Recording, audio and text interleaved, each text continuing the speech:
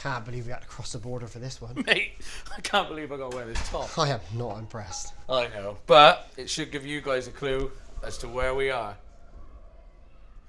Welcome back to the Grassroot Podcast with me, PJ. Sorry, you can't see my name today because I'm wearing this fantastic Wales shirt. And my co-host, Winnie. Today we're at the Cardiff Pre-Academy training grounds, and we're joined by Josh. Josh O'Hallett, yeah, I'm under 9s coach at Cardiff City Academy. Lovely. And Lawrence. I'm Lawrence. I'm in charge of the 9s to 11s, and I coach the 11s as well. So. Nice. Thanks very much for letting us come along, guys.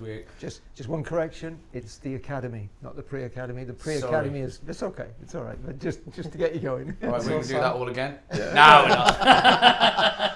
Well, before we get started, boys, I just wanted to, because I feel a bit left out here. So try and fit in. I'm going to put the retro on. Leaks, Puma. Well, going back to the Puma days. Bit of retro. Oh, you're a fan, you mean? Today I am, yeah. Anything to get my boy signed up? We know one of the guys who used to play in that team. That might have been Jason Bowen's era, I think. Really? Yeah, I think it might have been. I'll check with him. How long ago would this be then? That's a few years ago, Puma. I'm guessing.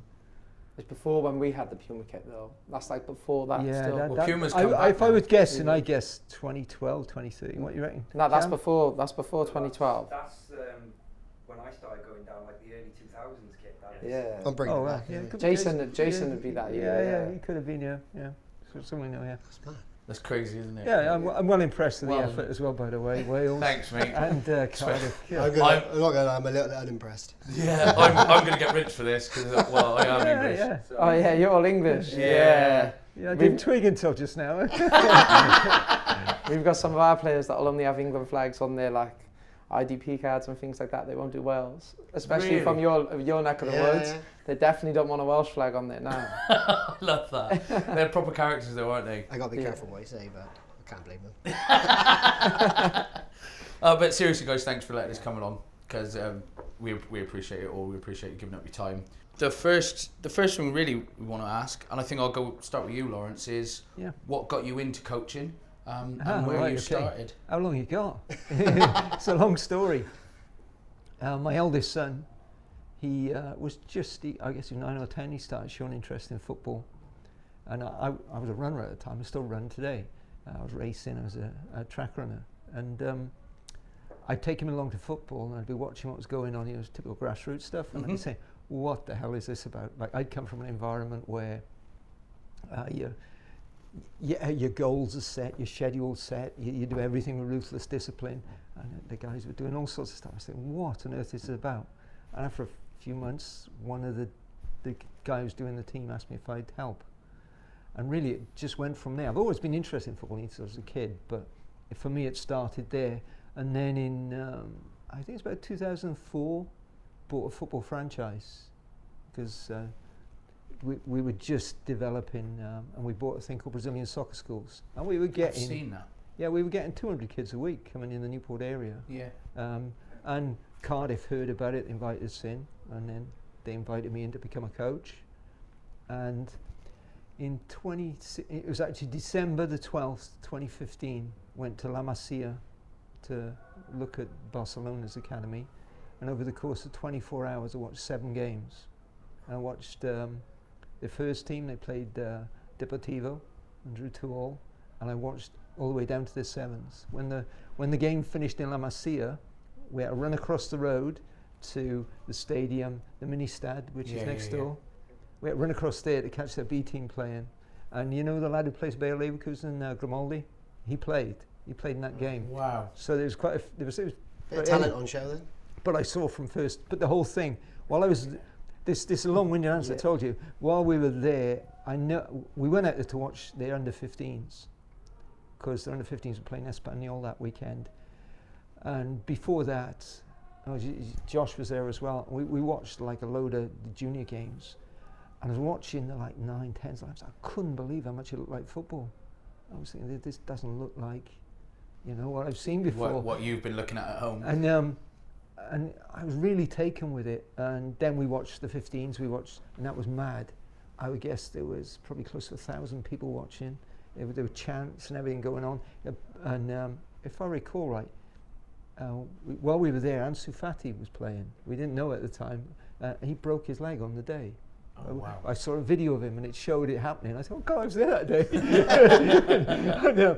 So anyway, what happened then a couple of months later, an opportunity came up to take over the foundation phase. I'd gone to watch the under-15s. I was under-15s coach here at the time. And the gentleman who was doing the job before me, he was offered another job, and this became available. And I thought, I quite fancied it after what I saw in Barcelona. I think, there's something to be done. Turn it the same. And it just came from that, and it's grown. So it's a long-winded story, as I say, but really, if you say what are the real origin of it, I guess my children and athletics. I think that's every coach's origin, isn't it? It's where it's why you started. It's why I've started. Mm-hmm. What's your current role? Sorry. I'm lead foundation phase coach. I'm head of the foundation phase, so 9s to 11s. So I'm responsible for the 9s. I'm responsible for the 10s, the 11s. So for me, what that would entail is determining our approach. Trying to align. The reason I was brought in, given the job, was I had to align the foundation phase with the older phases. We've currently started probably in the beginning of this season, we've started a radical new approach to coaching. And what's following is we're now probably leading the other age groups here. It's about us, with the way we're working it, we're going to sort of concentrate on the foundation phase and then gently allow it to grow into the YDP and the PDP. You know what they are, YDP, PDP? Youth development phase, professional development phase, okay? So FP is foundation phase. So we're at the beginning of a very exciting stage where we're doing something that we don't think many others are doing. Can I take a guess? There's no secret. Is it biobanding? No, biobanding.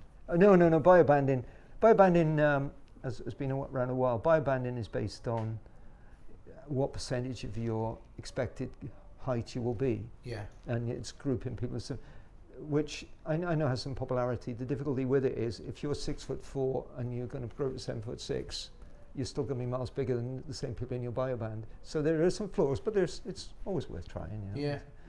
We're doing a thing called relationism, which is if you watch Bologna, if you watch Bayer Leverkusen, it started now. Yeah, Juve with Thiago Motta, Fluminense, all these teams, and it's less about traditional positional models. It's, if you imagine positionalism with Guardiola's brilliance here, absolute chaos, doing what the hell you like here, it's somewhere in the middle here. So it's very different, but we're not doing it like a first team does it. We're just doing it as a way of maximising learning. So it's very interesting, very different. It's challenging the life out of us. There's another team that do it that you haven't mentioned actually, and that's Broadwell Under-10s Blues.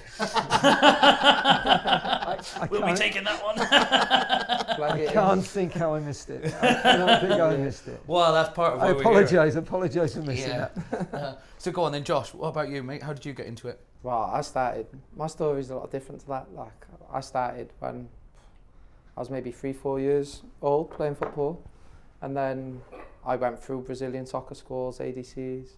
I played a lot of football, and then when I was 16 there was an opportunity to coach, but I was always down the foundation phase. I was always in and around it because Lawrence was coaching. I couldn't stay at home at that age, so I'd have to come in with him. And I met a man called Mark Neville, who's now with the English FA, and I got on quite well with him when I was growing up. I grew up quite a lot, and then as I got to 16 I needed some work and went to the Cardiff ADC to coach. And I was in a fortunate situation really where Mark was down that day. It was just like luck of the draw. And he was like, well, if you're going to learn to coach properly, come in with me. So he put me through my C certificate, my B licence, all through the club. And I came in to Cardiff as a 16-year-old to shadow coach. That's cool. Yeah, it was lucky. I was really, really fortunate. I'm 29 now. I had 8 years there where I loved it. I learnt loads. Mark taught in a really good way. He gave me a lot. Like I met a lot of good people from it. Really gave me a good ground into coaching and grew me up a little bit because, as you can imagine, I was an immature 18-year-old. Hey, we've all been there, haven't we? I was playing futsal at the time, went to uni, and then it come to a point where I was 24 and I wanted to go out with my mates all the time. I didn't have my weekends. So I went back to go out with my mates when I worked in Amazon, when I worked in car sales, when I worked in recruitment. like had a load of rubbish jobs, picked tyres, and then an opportunity came around this time last year where Cardiff were looking for a coach, and I wanted to get back into it. I couldn't stay away. Yeah. And now I'm here like I've never left. It's a whirlwind that it is. And looking to do now, I've got my licence application all sorted, so looking to go on to that. Just looking to really kick on and get a full-time job in football now. So my experience is very different to Lawrence's, and he's been a big part of it, I guess, like sort of a role model as you grow up. Like he was always coaching, another way to go into football and stay in football. I love football. Watch football all the time. Big Arsenal fan. Love it. I bet you're loving football now. Yeah. So we're definitely loving it until Odegaard got injured, but it's been crazy. Seen a lot of different ways of coaching and had a lot of good people around me, especially within this academy. To be honest, they've given me everything, really. It's adapting so much though, isn't it? Yeah. Like, you know, for us, what we've seen through our kids then, and the way football's going now, it's beautiful, isn't it? Oh, it's crazy. You look at some of the boys that we have in through the door, and the way they can play football is so different to the way we could play football back in the day. Yeah. And like their ability to be able to see the game intelligence, the technical understanding, is just frightening compared to like look back and think about what must have been. I used to think I was good at football, and then you see a 9-year-old score a bicycle kick, and you think different all of a sudden. We've all been in the park. Yeah. Well, so like you were saying, Lawrence, about when you watched the 15s in Barcelona and you thought this is incredible. Now when I see, like it's now our under 15s, Yeah. we refed a few of their games in our local tournament, and watching those boys, they're better than me already.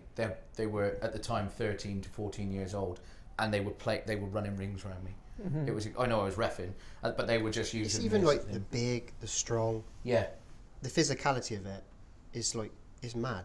And the step, they're only 1 year away from really men's football, isn't they? And it's so different way of playing. It's like our 15s and 16s, for example, they'll be on as every club in the country, depending on which club you're at will depend on how much you do, but they will be doing gym. Tonight they will have done gym before they go out. They'd spend an hour in the gym. Really? Yeah, so they'll be doing that 2-3 times a week. Our 18s will pretty much do gym every day, you know, with the odd day off, but generally they do gym every day. So the guys are pretty much wired. They're lean muscle. Well, that's what happens when you get into these higher levels, though, isn't it? The intensity has to increase. It's not the grassroots that we coach, where, I mean, I know that having when a cider on a Friday night. exactly. When mine are under 16s or under 18s or whatever, I know that they'll be coming in hungover.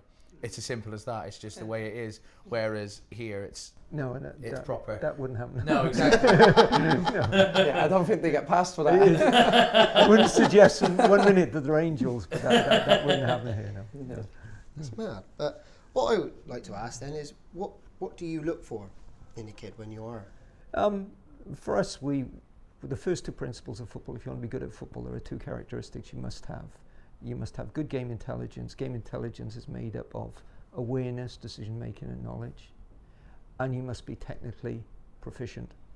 So for us, technically proficient, everything we do revolves around time and space. So intelligence is the ability to create and exploit time and space. Technical is the ability to manipulate time and space. So if you look at someone like Messi, frighteningly intelligent, you know, in terms of what he sees, his awareness and everything, what his decisions, but he's also able to manipulate it. Tonight we'd just done a thing, funny enough, where we played with a false 9.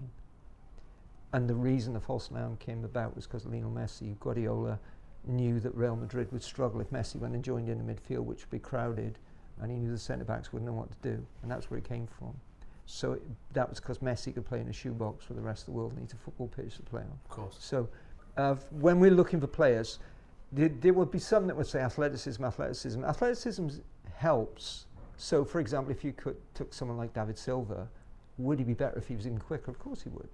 You know, but his extraordinary brain, his ability. Cruyff was famous for the saying, wasn't he? He said, "If I can get a head start on you because I can think quicker, I'm faster." Yeah, so the brain is vital. Athleticism helps. There's no that would be, and the younger ages, it's almost like a defining characteristic. But is it a defining characteristic to go further? Because that neutralizes. It just neutralizes. So the play we've had. I think if you look, you came past our wall outside. I think we've had, like, in the last 20 years, we average about 3 players a season make a debut. And if you look at the ones who recently, you would never have said physicality was their defining characteristic. Well, that's good, because what I've noticed from a lot of teams, it seems to be the bigger lads that get selected, bigger, stronger, and they're only bigger and stronger for a short period of time.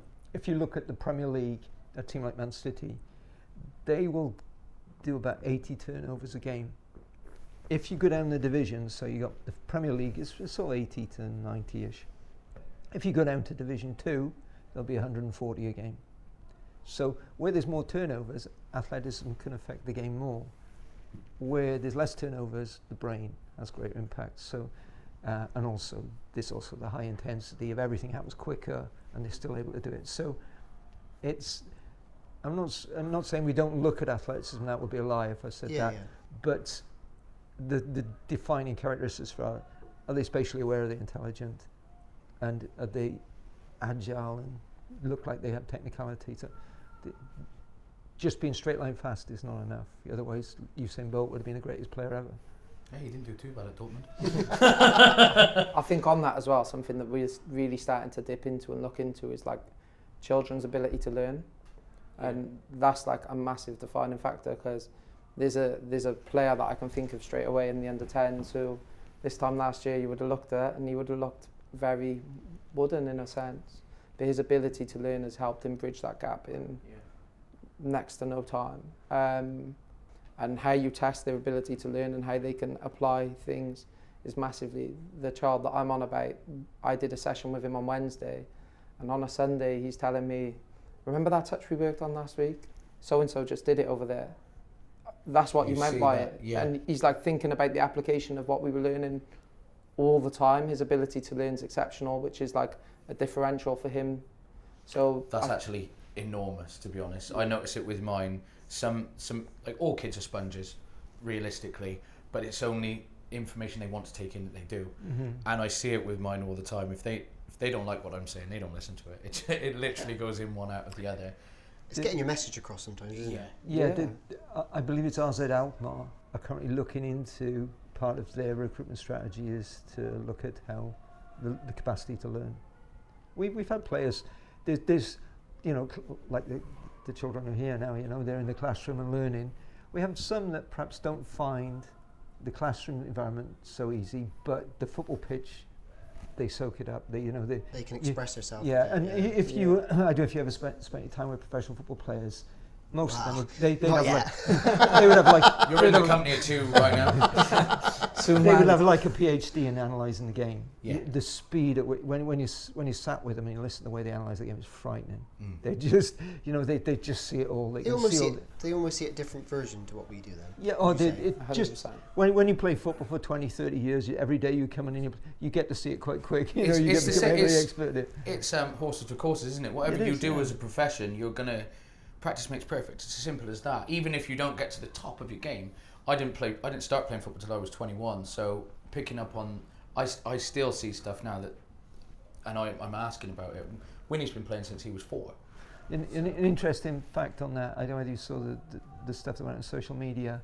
The starting lineup for England in the Euros, every single one of them started in the foundation phase. Yeah. No one joined professional football later. That's really good as well. Shows it works then. Yeah, there are outliers that it's different, and for us, I can recall Joe Rolls has played for us many times. Yeah, I think he joins at 15 or something. It's long that, but it's pretty rare that you get someone coming in late. It doesn't mean it doesn't happen, but the majority they're found young these days. But it's hard to be missed when you think the world is out there looking for you in this. So, every club you can imagine is everywhere. Yeah, when you speak about some kids like to learn in a classroom, some like to learn, physically with football, etc. We spoke to a guy called Dominic Broad, who's got the Olympic Mindset podcast. That's your second plug, pal. So you better like and subscribe and get sharing us. But he came on. He told us a lot about work he's been doing. He actually came onto the coaching staff at one point in Cardiff. Did he?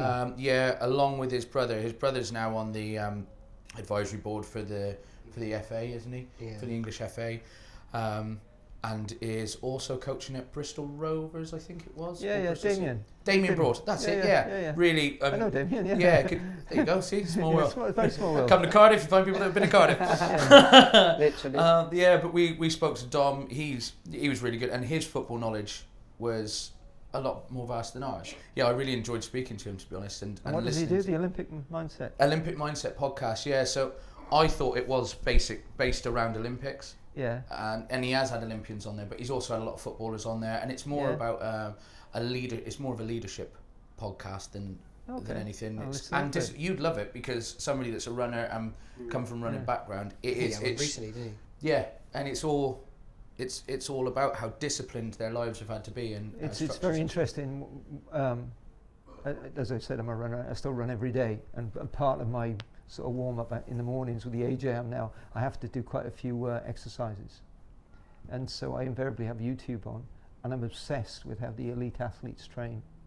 So the Olympians and the mindset they exhibit in individual sport is miles ahead of team sports.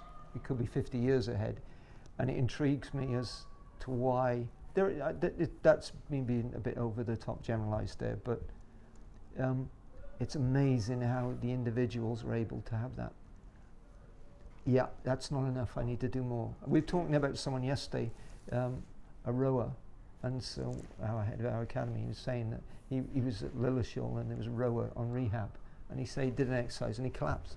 They had to give him water to get him around. Next day he's ready to go again. Crazy, isn't it? And it's just that mindset. It's how far you push the body. And Dom opened our eyes to a few things as well, because it's not a lot of money in that either. Like obviously, the kids that you're coaching, they're aspiring footballers. Yeah. If they make it, they make it. Mm-hmm. Olympians, if they yes, you get Usain Bolts. Yeah. But even if they make it in the Olympics, even if they do really well, even if they got an Olympic gold, they could still be on like 30k a year. I saw. I think Jakob Ingebrigtsen broke the world 3,000 metres record a couple of weeks ago or last week, and I think he gets all sorts of endorsements. He's on a phenomenal wage, but he'll get like 50,000 for that. The guy who won the Tour de France, Tadej Pogačar, earns 5 million a year. That's mad. Ronaldo earns that a week. Yeah, exactly. I know. And people wonder why kids want to be footballers. Yeah, it's a factor in football, but it's very hard to get there. It's very, very hard. It's because so many people play football. I don't know what the population of the UK in terms of football population. Do you know what the population is for? I've got no idea. No, it's vast. I'm not stats like you. It's vast.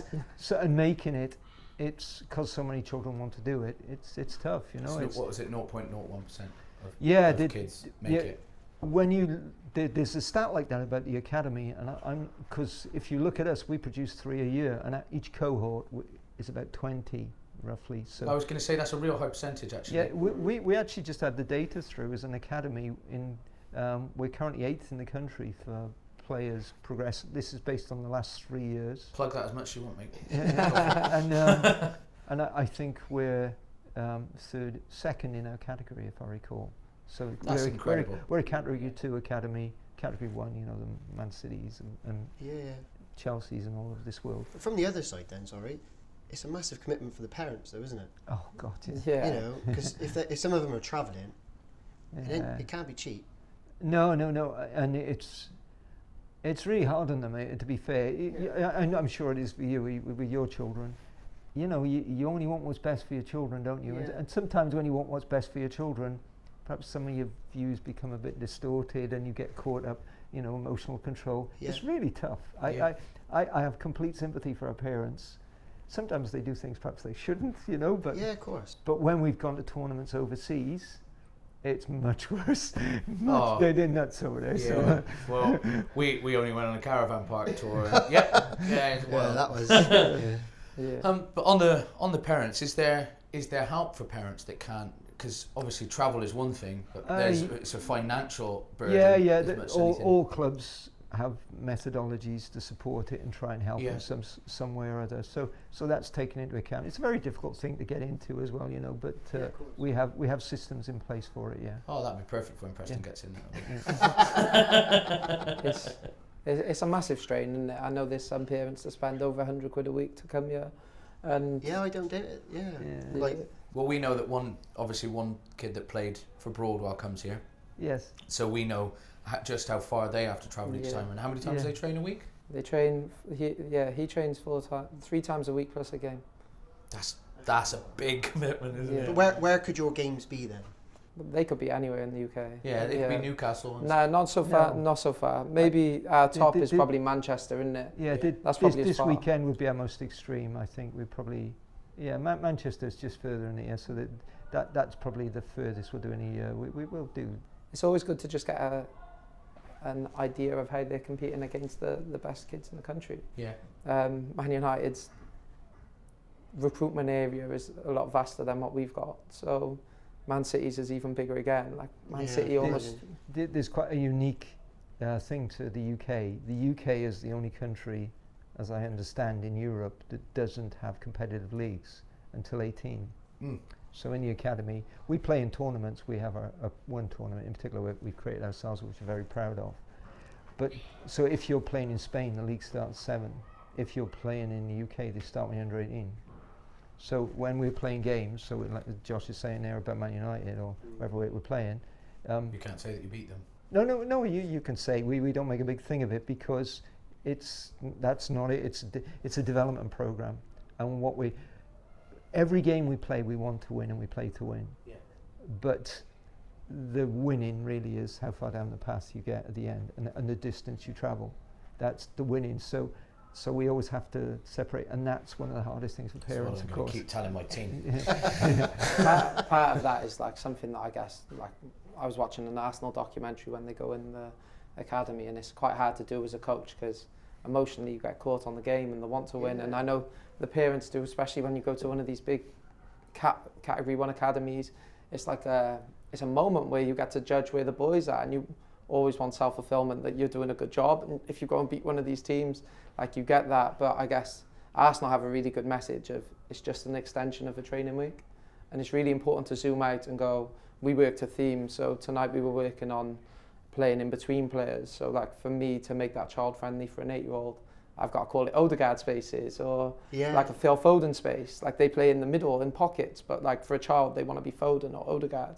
They want to come to life on the pitch. They want that imagination. So when we play Liverpool on Sunday, it's a lot of my information is going to be about Odegaard spaces, challenges set, finding the Odegaard spaces. And if they can do that and it's extended from our training into a game against a category 1, then we're starting to move forwards on their development plan, regardless if we lose 20-0 or 4-1. I'll probably get a headache off some parents if we lose 20-0, so we don't want that one. But as long as it's competitive and we get that, and we play to Cardiff's philosophy and style, and we can get Odegaard, Foden spaces out, like we're really progressing down the line nice. And it's hard to do as a coach. Yeah. You've got to emotionally zoom out and go, this is an extension week. This is another part of training. We're testing against different children. Let's see how we cope. The lads, the coaches, our coaches give phenomenal commitment.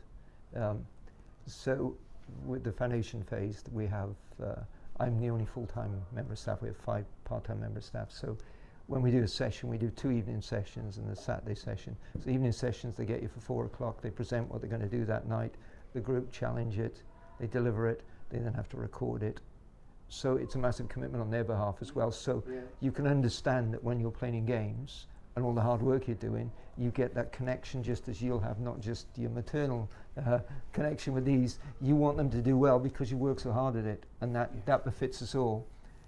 The ultimate challenge is, can we still retain our emotional control when it's going south? And that's the hardest bit, because it's easy to lose sight of. Yeah, definitely. But You we've know, mentioned this is a bigger picture than plenty of times, haven't we? Like, I'm not disregarding any parents, but there's a lot that goes on behind the scenes before you even get onto the pitch. Yeah. And sometimes, like we said, we spend hours, don't we? Hours. Like, whether it's like chasing players or parents, sorting the games out, the pitches and everything else. We used to have a gentleman here who worked here. He's one of classes, one of the great football educators, a gentleman by the name of Dick Bay. He was an incredible character. He unfortunately died a few years ago, and his phrase was, football is all consuming. When you're involved in it, it just takes over your life. I'm an obsessive athlete, but football consumes even more than that. You've only got to ask me wife. That's it. Yeah, and I'm his mistress now. Like we literally are talking non-stop about this podcast as well, because this is like our little. We're being too serious, by the way. No, it's absolutely fun, because actually people in grassroots football can learn from all of this, really, and see, like you say, they've got to deliver this session, they've got to put it to other coaches, and it's got to be challenged and all that. That's really good. So, because I put my session to my coaches, and they go, whatever you say, mate. Because I've just recruited another 3 coaches for because I coach an under-6s team as well. They're and I know you guys are looking for an under-6s coach, so I'm happy to. I'll chuck my CV across later, but you gotta send it to James in the corner. Yeah, he's the man. Legend. Whilst you're watching Preston, you can have a read through that. But we've just got those. This little bunch together. Then none of them are my kids. It's not the maternal, like you were saying. It's not the maternal thing for me with this one. It's just to help out and just to try and get them through. But not only have I grown attached to those kids as well, like you say, with all the sessions and everything like that. But when I first got these guys together, they said, "Well, realistically, mate, you're Sir Alex Ferguson, and we'll just do whatever you say." And I thought it's kind of what I want, but it's also what I want them to come in with loads of ideas as well, so I can go, "That's really good," or "Actually, I don't know if I want to do that." And it must be tough as well, because like for us, we've got the luxury. Lawrence is full time. I'm here 5-6 days a week. James is here 5-6 days a week. Everyone that we have in the building has got ideas because they've got so much experience and to see. Yeah. So like Lars said, there's a commitment, and like it almost goes. You do it because you want to do it. Like for me, I was up doing statistics till 2 on our under-9s game, because when we can present that to the players, if that makes them 1% better, then it's worth my time. Yeah. But then if Lars presenting a job, a session, we've got a lot of a bank of experience of seeing sessions, seeing players, seeing what's worked, what hasn't worked, a lot of experimenting and tinkering with it, where you can start to challenge and you feel like safe to go, have you thought about this, have you thought about that? I guess with you guys with the grassroots, mate, it's your first ever time coaching maybe, and it's hard to then... This is my first season of it, and I got a full-time job. Yeah. He's got his own company, so he's on the go 24/7. What do they do? What does the company do? Painting and decorating. Yeah. Just perfection. Yeah, he did. I did notice. So I drop in a business card on the way out. Just on that, by the way, on that thing, that one of the things we're really big on is, and we came across it, there's a chap who's now at Rangers, he was at Man City and he used to work at university in USW, is it? Yes, South Wales, the one in Forest. And he introduced us to a thing called the Challenge Support Model. And we reference it everywhere. Yeah. So we will look to say, so for example, if I'm coaching Josh and he's working with you two, we will be looking all the time, is the challenge right? And can we give the level of support needed? So our groups, when we're doing technical work, say on receiving, so this, if I was giving advice to a sort of grassroots. Give me a we're all for it. Yeah. So I would say, these lads need this, these lads need this, these lads need this. So we would break it down into small groups, 4 or 5 kids at most, and we'd say, this is what these need. And if you've got helpers with you, you just say, could you look at these? And the demands of this will be different to the demands of these. Yeah. And that's not being elitist about it, it's just saying that there's a methodology that basically says you're looking for the sweet spot in terms of you want to maximise the learning. And if you're in a position where you're doing something that's too easy, you don't learn. If you can do something with a bit of support and help, you're in the sweet spot. Even with support and help, you can't do it, you're in no learning zone. So you're always looking for that, and every player's sweet spot is different. So as a coach, if you can recognise that and help the kids, they will progress quicker. Yeah, well, and that's, I don't want to be elitist in the slightest, but I have been put into the top league of Severn Valley with mine, not by choice. So they're going to... Is it a league? It's a league. It's not a competitive league. It's non-competitive. Okay. Yeah, we'll go competitive when they're under 12s. Yeah. I will still like record have you got the win-loss tattooed on it? Changes no, that's why it just says la la la la la la. That's it. Yeah. What do those letters mean? But you don't know what I suffered for that. I don't want to be elitist, but I don't want to lose. And then with my under 6s, I definitely don't want to be elitist because I just want to see them have fun. I just want to see them all playing football. But at the same time, on Sunday we played a game, and if I wanted to, we could have won that game comfortably. I could have put the right players in the right places at the right time, and they would have won. But it would mean everyone else doesn't really get much of the ball. So to let everybody have a go, and to mean that somebody would win the ball so that the others could then play a bit, that was how we did it. And that defeats what we want to do, doesn't it, really? Like, everyone for grassroots deserves to play football. Yeah. It's participation based, isn't it? Absolutely. Yeah, it's our club motto, really. Like at Broadwell, we deliver it. Yeah, we deliver it, don't we? 100%. We go two different ways, see, because like without you guys, we're not here really, because we need people to participate and play football. But then Lawrence won't really plug it, but I think he should. He's created a tournament that's very dear to Cardiff City. One of our old scholars died in a car crash, Corey Price, rest in peace. But he has now got a tournament under his name. Now the tournament is a series that goes. We played non-competitively, but to get competitive fixtures, Lawrence has created this tournament, and we've got Chelsea, Arsenal, Aston Villa, Wolves, Southampton, and us. So it's a very elite. A very elite. So with our academy, we do have our participation bit where like all of our players go and all of our players play, and all of our players will experience a Corey Price. But then there's some boys that are more ready for that; they'll experience more. Yeah. And It's then a challenge support thing. Yeah. And then you get that other end of it then, like what we were saying with coaches trying to keep their emotions in check. When it's Corey Price Day and you can win a tournament, it's a lot harder to do so then. Yeah. And our 10s did really well on it this weekend. They won it without conceding a goal, as the under-10s coaches keep telling us. So they're really, really proud of that. Yeah, But fair play to them. So for us, a great that thing is, it served two purposes. One was to commemorate Corey, and his dad comes and presents the prizes. It happens once a month for 6 months, and there's an overall winner at the end of it. No, I like that. Yeah, and but it was to create an environment of competitive football, because in this environment, at some point or other, you have to be exposed to competitive football, you know. So, but it's a great festival. The other clubs that everybody hosts one event, so it's. Oh yes, you scatter it. Yeah. So we meet. It's pretty much once a month. So I've thought about doing something similar with my sixes, and I've spoke to somebody about it. I was going to call it the Border Cup, because where we are, Forest Dean borders Monmouth. Chepstow's literally 10 minutes down the road, so I was going to have Chepstow, Cwmbran, Broadwell and Alwood, like all the under-6 teams, just competing in a little tournament for the Border Cup, and that was my way of giving those kids and I could do the same for the under-10s. You could do it for any. It's just something for them to, and it doesn't have to be in the tournament stage of the season, which is basically the end of the season. It's nice sometimes to chuck it in at Christmas.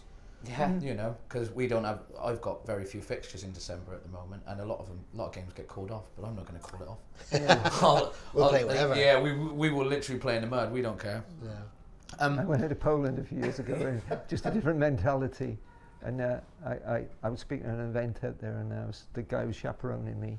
I said, "How do you manage in the winter here?" I said, "Because the winters are pretty bad, aren't they, in Poland?" He said, "Oh yeah." He said, "On our main pitch we have a tractor," and he said, "So it clears the pitch." He said, "For the younger ones, we just give them shovels." Yeah, why not then? So I had to do it. That was it. I can't even get mine to put the corner flags in. Struggle with the nets. Yeah, literally. Yeah. I want to go back to the education side, because you were talking about how you want to educate them about football. But to go into the player that we know travels now 3 times a week during the week for training, and then on the weekends for games. What, if anything, do you guys do to help their education? Because I know that with my son, we struggle to get in enough time for him to do his reading 4 times a week, enough time for him to do his homework, enough time for him to do his other activities, swimming, etc. So how does that get fitted in? It's very difficult. It's very difficult. It's a juggling act. I guess you're part of what is the dream for most children. Yeah. You're a part of it, and it goes with the territory a bit. With the younger ones, we used to do more. We bring them in 2 nights a week, so it's disruptive twice a week in terms of education. The parents have been very good. The way they work, some will do work in the car, some will do that. We have an educational department. Our educational department delivers from 12s up. When our 12s come in on day release, have a day off school a week. They deliver that. That's good. Yeah. So and they also are in touch with the schools. The schools are contacted, even in the foundation phase. I believe they're contacted once a season, or maybe twice a season, to discuss So if we get stuff back that they're not doing particularly well in school, then we tend to discuss. And it's not just as simplistic as, you come here and it's football, football, football. The coaches would joke about that. The reality is we know the education bit's got to be right. Of course. So we have mechanisms in place. Our 18s, for example, Josh was dealing with one of our 18s the other day, and he's just, because he wants to push himself, he feels as though by the time he's finished his day here, he could do more. He's decided to do a psychology degree. And so our 18s, some are doing A-levels and all sorts of things. So that's good, because a lot of people that come in will be determined for, and it won't be just football that they're determined for. Yeah. But because the reality is, a lot of them are going to get released. Yeah. What is it you said? 3 out of 20. Yeah. Well, the majority will. The majority will. They'll end up like there are lots of lads I know playing Welsh League football and stuff at the moment who came through our system. So doors open for them, but not necessarily at the top level of football. No, of course not. Because it's a pyramid. Yeah. There's only one Rodri, so it all works down. So it's as simplistic as that, and it's tough to get into because for most of our kids, they're having to step in the dead man's shoes in essence, aren't they? They need someone to leave before they can go in. Yeah. So it's tough when you're 17, 18, like the stuff going on in Barcelona at the moment is extraordinary. They got is it 4 17-year-olds in the team, or Kubasi, Benal, and of course Yamal. Everybody knows Yamal. Yeah. He's unreal. 16 years old and scoring. If you go on YouTube and you have a look at footage of Barcelona 9s when Yamal was there, the goal he scored against France. There's footage online, when he's 9, and he scored does exactly the same thing, goes inside, so it ends up hitting the post in this case. You almost know what he's going to do, but you still can't stop it. Yeah, it's crazy, isn't it? It's extraordinary, it's extraordinary. Well, that is good. You're helping them whilst they're here, and I suppose, like you say, they don't get necessarily the job they want. They're not going to go on to be a footballer at the top level. They could go on coaching. They could go on to. Yeah, I'm just thinking now. A number of guys who come into the coaching systems were ex-scholars. So we have a whole. It's a requirement of a thing called EPPP, which is the Elite Performance Plan, which is the thing that all academies are governed by. Yeah. And the requirement is that we have to do things like that, and we don't just do it because we have to. We do it because we believe it to be right. So the kids will receive support in their education, that we have teachers here. I think Wednesday today, and I'm lost track of the week. Today they've been in today, they've been getting their education today, so they've been in 4 or 5 hours, and they do a whole host of educational things. Anything that's worth doing, there's got to be some struggle. Yeah. Anything easy isn't going to be good. Mm-hmm. It is addictive, like what you said, because there's moments from, like little moments that happen over 6 weeks. So like when we first started with the age group I've currently got, they played very, very narrow and just ran forwards, and it was very transitional. And on the weekend they scored 13 past goal, and you see like a difference in 6 weeks, and then you zoom out even bigger and you look at Lawrence has coached some players that have gone on to play for Man City and Schalke, and like even the most recent one where you walk down here and you see one of the boys on it that you was with on his very first day when he was 8. Yeah. He went and made a debut in the stadium last season, gets an assist on our goal, and you were there on his first day. So good, isn't it? I'd love that.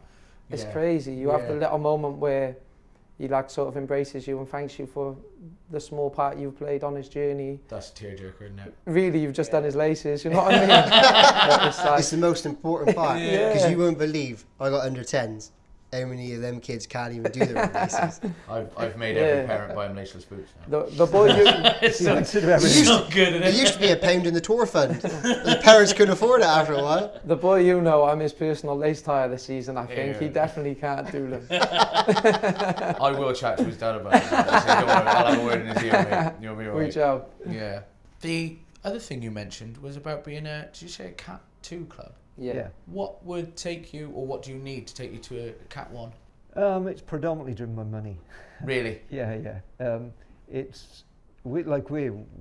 think we're probably one of the most heavily funded Cat 2 academies in the country. Most people think we're Cat 1. Like the facility we got here is wonderful. The facility's incredible, it's wonderful, by the way. Yeah, I've got to say. No, it really is nice. You wait till you come see ours.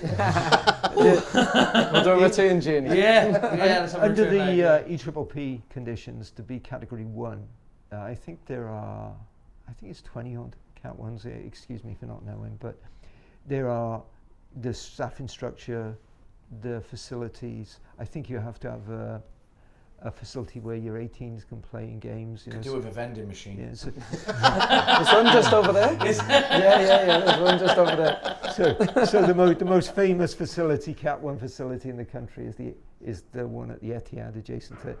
They have a 20,000-seater stadium within the academy. Wow. Really? Yeah, which is where the ladies play for Man City. So it's an extraordinary. That's a different. Yeah, that's different. It's surreal when you go there. So that's the sort of stratosphere you're dealing with. We're Cat 2. We would love to be Cat 1. Facility-wise, we're probably not far off it, and it may be one of those things we look at in the future. But it's just a shame that money is the way it's driven, isn't it? Because well, you say that. I was with someone the other day, and he was telling me, and he's a very, very experienced professional player. He's played at a very, very top level. I won't say his name anymore. And he was saying the single most important factor in determining where you're going to finish in the league is the transfer value of your team. So, for example, Man City's transfer value is about 1.2 billion.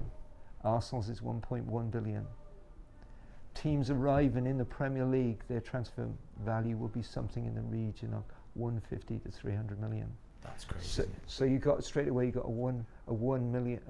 Hang on a minute. $1 What's billion. United's transfer we don't value? need to talk Within- about it ever again. In the Times, I think it runs off your current. So what the valuation of the player. So for example, Anthony would have been 80 million in. You had to bring in it, didn't you? You know what I mean? I think it's judged on like. 80 So million, maybe but now he's he's worth like big 3. Whereas like Saka would be like worth a lot, where he's Yeah, a free product, you know. So it'd be like. Yeah, of course. I think it's I was based reading off in the that. Times the other day that Man United's transfer deficit since Alex Ferguson left is 1.2 billion. Yeah, it's ridiculous. Honestly ridiculous. So their net losses are 1.2 billion on it. They're, if not the biggest, one of the biggest clubs in the world. So their capacity to generate money is extraordinary.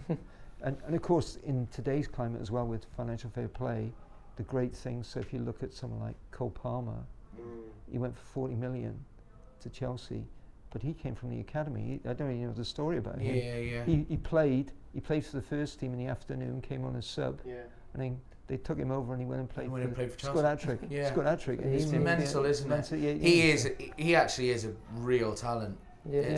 But sometimes they don't fit into your philosophy and your team. It's as simple as that, isn't it? Well, sorry. So Man City is obviously very tough to get into. They've got pretty good players. Yeah, they've got remarkably good players, but they got players that you wouldn't expect to be what they are, and Pep's moulded a lot of them. But he's got a philosophy, the way he wants to play, and that's it. They play. Yeah.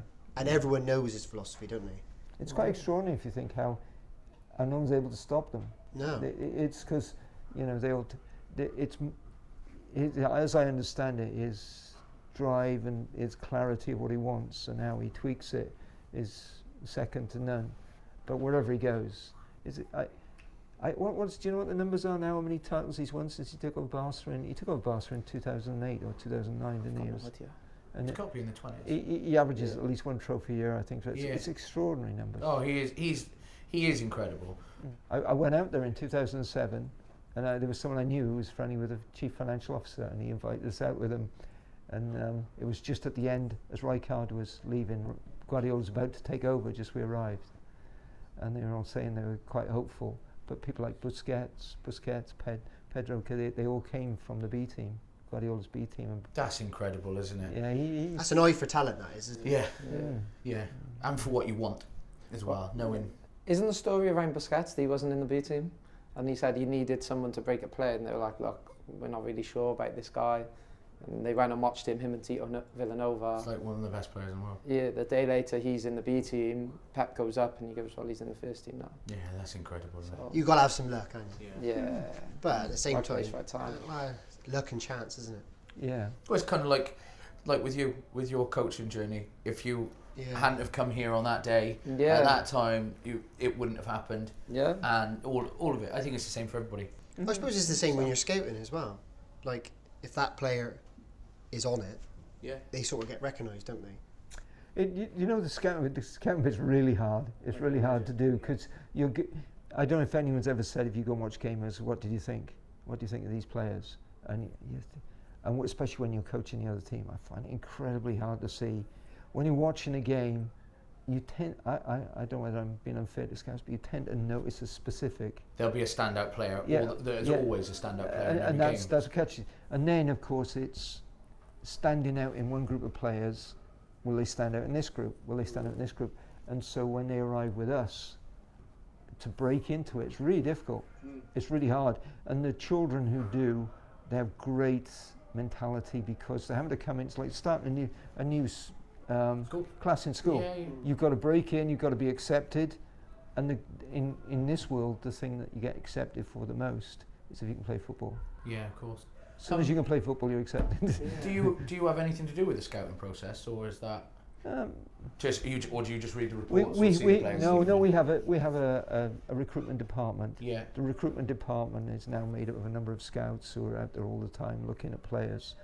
They say, we found these players, they're going to come in on these dates, and then when you come in, you get an 8-week trial, or it's a maximum of 8 weeks, and at the end of those 8 weeks, we have to make a decision to either retain and sign, or ask them to go back to local football or ADC.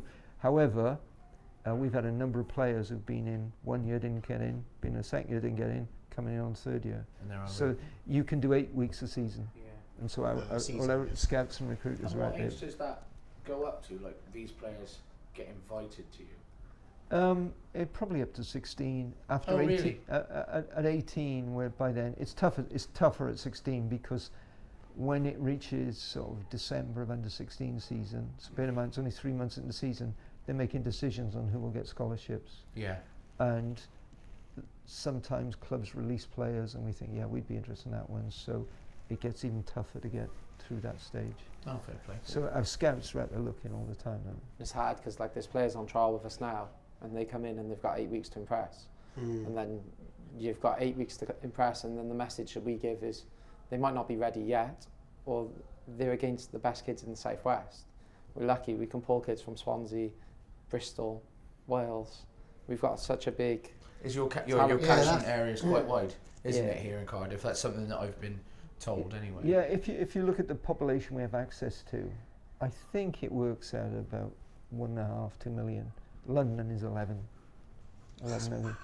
So and that's why your catchment area is as wide as it is. I did a study trip to Arsenal 2 seasons ago and spent a few days with them, and they said we have the secret to our success is we have another academy. It's called North London Grassroots, and you imagine there's thousands playing there. So and it's very cosmopolitan. You get people arriving from overseas. So so they have a demographic that's more varied and vast than perhaps the Welsh demographic. He will have a chance. Yeah, well, that's what I was going to say. You actually have another catchment area. Your secret is Severn Valley Footballing.